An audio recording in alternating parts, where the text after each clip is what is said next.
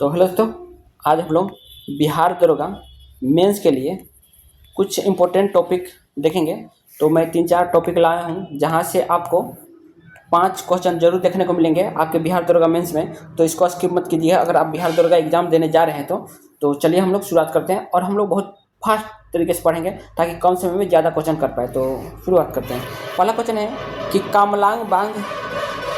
कामलांग बाघ आरक्षित क्षेत्र कहाँ स्थित है। तो ये आपको पता होना चाहिए, अरुणाचल प्रदेश में। बाकी इजी सबको पता होता है, इसलिए मैंने ऐसे थोड़ा रखा है जिनका जल्दी लोग को याद नहीं रहता है। ओरांग बाघ आरक्षित क्षेत्र कहाँ है, तो ये असम में है। ठीक, फिर बोला कि श्रीशैलम नागार्जुन सागर बाघ आरक्षित क्षेत्र कहाँ है, तो ये आंध्र प्रदेश में है। पखुई बाघ आरक्षित क्षेत्र कहाँ है, तो ये पखुई मतलब अरुणाचल। कावल बाघ आरक्षित क्षेत्र कहाँ है, तो कावल तेलंगाना है। ठीक, वाल्मीकि बाघ आरक्षित क्षेत्र कहाँ स्थित है, तो ये आपके बिहार में है। ठीक, ये कावल देख लेना, कावल मतलब तेलंगाना। अचान कमार बाघ, देख रहे नाम कैसा कैसा आ रहा है। अचार कमार बाघ यानी छत्तीसगढ़।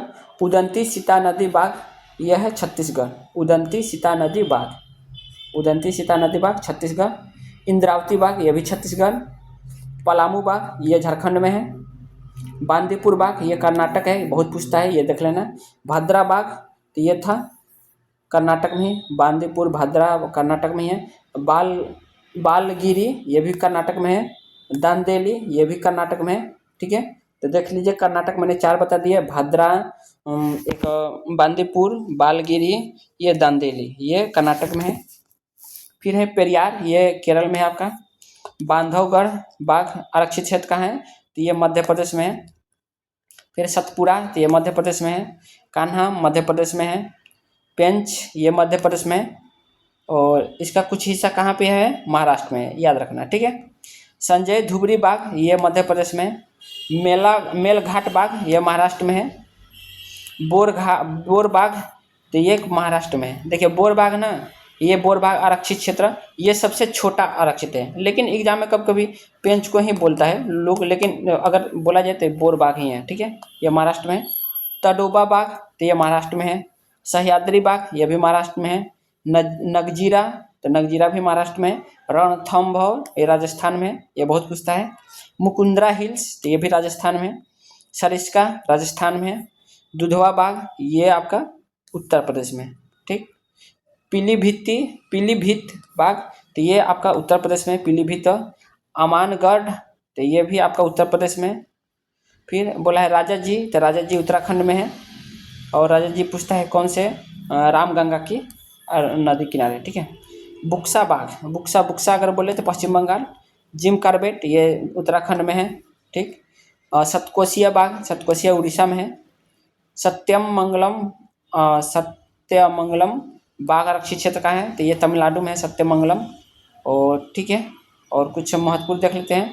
तो बोला क्षेत्रफल की दृष्टि से भारत का सबसे बड़ा बाघ क्षेत्र, तो क्षेत्रफल की दृष्टि से सबसे बड़ा नागार्जुन सागर श्रीशैलम आंध्र प्रदेश में, अभी जस्ट हम लोग ने देखा। और क्षेत्रफल की दृष्टि से भारत का सबसे छोटा बाघ आरक्षित क्षेत्र, तो क्षेत्रफल के पेंच है, लेकिन कई स्रोतों में बोर को दिखाता है। ठीक है, बोर जो कि महाराष्ट्र में।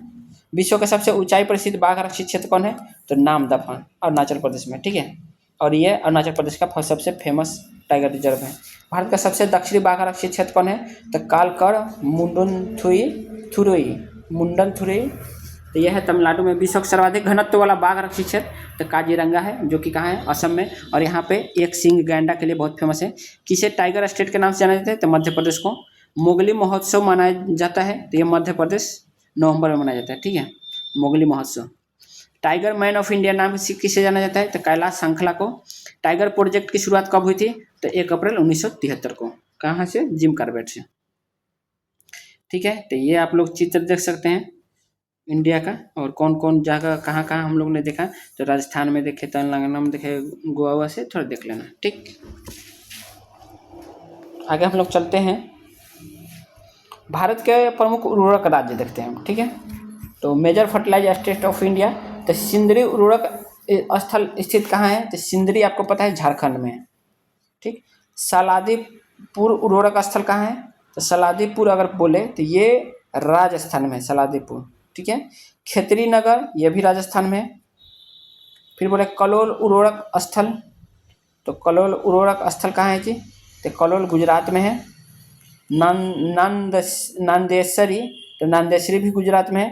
कलोल नांदेसरी गुजरात में है। फिर बोला अंबरनाथ उर्वरक स्थल स्थित है, तो अंबरनाथ, तो ये महाराष्ट्र। अंबरनाथ कहाँ है? महाराष्ट्र। अंबरनाथ है महाराष्ट्र में। फर्टिलाइजर नगर उर्वरक स्थल स्थित है, तो गुजरात में है। फर्टिलाइजर नगर तो गुजरात में है। नवसारी उर्वरक, तो ये भी गुजरात में है।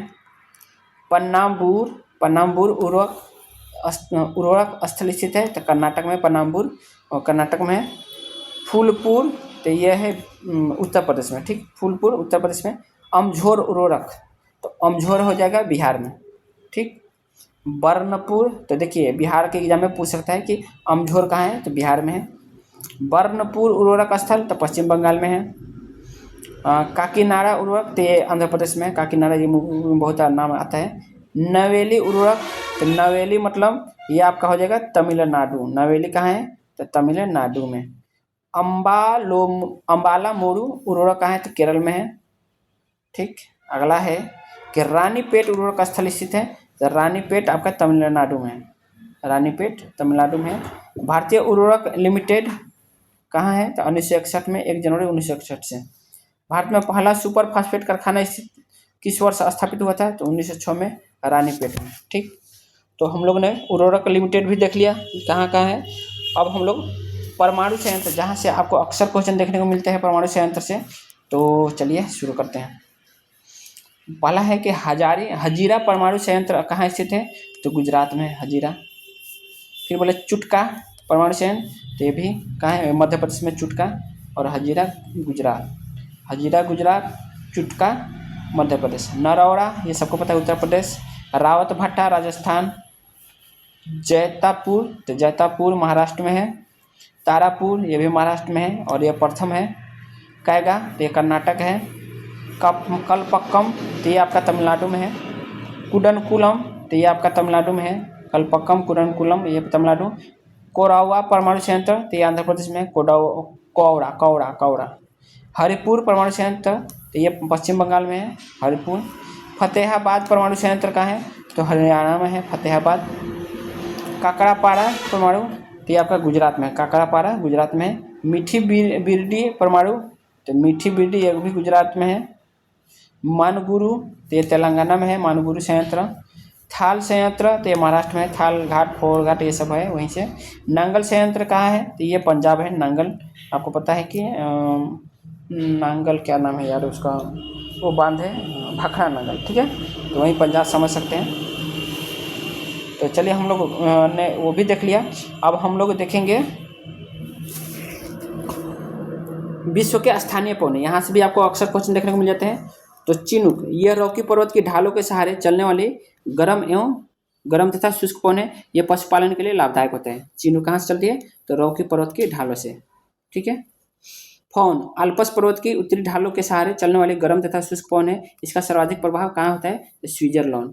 यह अंगूर की फसल के लिए महत्वपूर्ण है, इसमें मौसम सुहाना होता है, ठीक है, फौन के लिए। और यह अंगूर के लिए सबसे पूछता है कि अंगूर के लिए सबसे अच्छी स्थानीय पौन कौन है, तो फौन, याद रखना। और रॉकी पर्वत से कौन सी चलती है, तो चिनुक। सिरोको, ये सहारा रेगिस्तान में चलने वाली, ये बहुत पूछता है कि सिरोको कहाँ से है, तो सहारा रेगिस्तान। चाहे सहारा रेगिस्तान में कौन, तो सिरोको। शुष्क तथा रेत भरी हवा, इसे इटली में रक्त वर्षा, ये ब्लड रेन करती है, ठीक है। खमसिन, सिरोको को मिस्र में खमसिन के नाम से जाना जाता है, ठीक है। सिरोको को देखिए, सिरोको ही आती है, लेकिन जब ये मिस्र में आती है तो इसको क्या नाम बोलते हैं, तो खमसिन बोलते हैं, ठीक है। ब्लैक रोलर, उत्तरी अमेरिका के विशाल मैदानों में चलने वाली गर्म हवा क्या बोलते हैं, ब्लैक रोलर।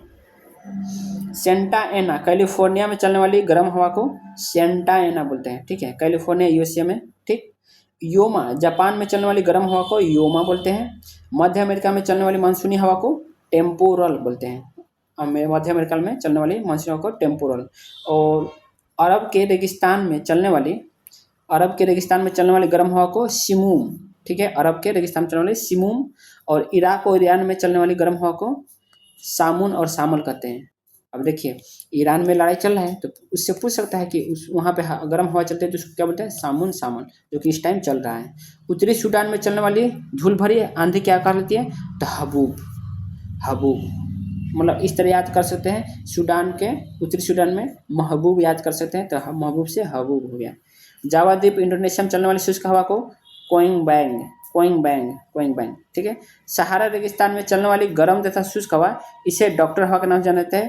तो देखिए सहारा रेगिस्तान में एक सिरोको था, और लेकिन वह क्या करता था, ब्लड वर्षा करता था ना।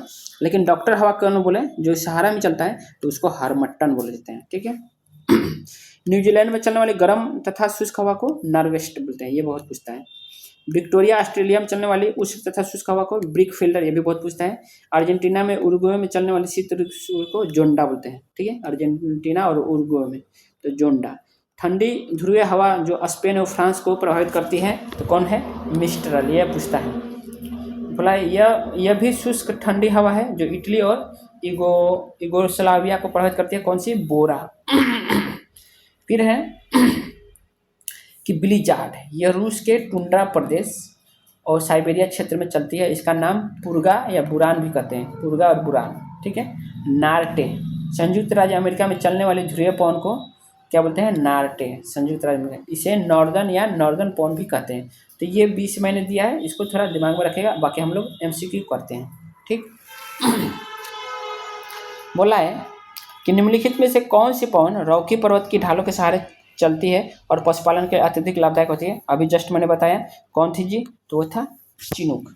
कौन था, चिनूक, मैंने आपको बताया तो वो चिनूक था, ठीक है। फिर दूसरा है आल्प्स पर्वत की उत्तरी ढाल के सहारे चलने वाली फॉन पवन का सर्वाधिक प्रभाव किस देश में देखा जाता है, तो मैंने अभी बताया था कि वो स्विट्जरलैंड में, ठीक है। जो कि किसके लिए होता है जी, फॉन, अंगूर के खेती के लिए सबसे लाभदायक होता है। अंगूर की फसल के पकाने के लिए कौन सा स्थानीय पवन, तभी जस्ट मैंने बताया फॉन। सहारा मरुस्थल के भूमध्य सागर की ओर चलने वाली रेत भरी पवन जो इटली में रक्त वर्षा करती है के कारण बनती है, कहलाती है क्या, तो इसको क्या बोलते थे, तो इसको बोलते हैं सिरोको, ठीक है। और सिरोको हवा ही जब मिस्र में जाती है तो उसको क्या बोलते हैं, खमसिन। आपने पढ़ा होगा सिरोको को मिस्र में क्या बोलते हैं, तो खमसिन, अभी जस्ट मैंने बताया। डॉक्टर हवा, देखिए ये भी सहारा रेगिस्तान में चलती है, लेकिन डॉक्टर हवा को क्या बोलते हैं, हरमट्टन, ठीक है। उत्तरी अमेरिका के विशाल मैदानों में चलने वाले ब्लैक रोलर किस प्रकार की पवन है, तो ब्लैक रोलर बोला है किस प्रकार की, तो ये गर्म पवन है, ठीक है। कैलिफोर्निया की घाटियों में चलने वाली विनाशकारी गर्म पवन का नाम क्या है, तो कैलिफोर्निया की घाटी में चलने वाली विनाशकारी पवन का नाम है सेंटा एना, ठीक। जापान में चलने वाली गर्म पवन योमा की प्रकृति कैसी है, तो योमा की प्रकृति कैसी है, ये भी एक गर्म हवा है, ठीक है। टेम्पोरल नामक मानसूनी हवा का प्रभाव मुख्य रूप से किस भौगोलिक क्षेत्र में होता है, तो किस भौगोलिक क्षेत्र में ये होता है, मध्य अमेरिका में, ठीक। अरब के रेगिस्तान में चलने वाली तिरुसिमुम पवन की प्रमुख विशेषता क्या है, तो क्या है, यह धूल भरी और गर्म हवा है। इराक और ईरान के क्षेत्रों में चलने वाली गर्म स्थानीय पवन को क्या कहते हैं, तो यह बोलता है सामुन और सामन। उत्तरी सूडान में चलने वाली धूल भरी आंधी को किस नाम से जाना जाता है, तो उत्तरी सूडान में, तो उत्तरी सूडान मैंने बोला था महबूब यानी हबूब, ठीक। तो आपका हबूब हो जाएगा। जावा द्वीप इंडोनेशिया में चलने वाली शुष्क हवा कोइंग बैंग का संबंध किस देश से है, तो कोइंग बैंग किस देश से है, तो आपको पता है ये इंडोनेशिया था ही क्या, तो ये इंडोनेशिया ही हो जाएगा। न्यूजीलैंड में चलने वाली गर्म और शुष्क पवन को क्या कहते हैं, तो न्यूजीलैंड का बात करें तो ये हो जाएगा नॉर्वेस्ट न्यूजीलैंड, ठीक है। अगला है ऑस्ट्रेलिया के विक्टोरिया प्रांत में चलने वाली उष्ण और शुष्क पवन का क्या नाम है, तो ब्रिक फील्डर, अभी मैंने जस्ट बताया था क्या नाम है, ब्रिक फील्डर।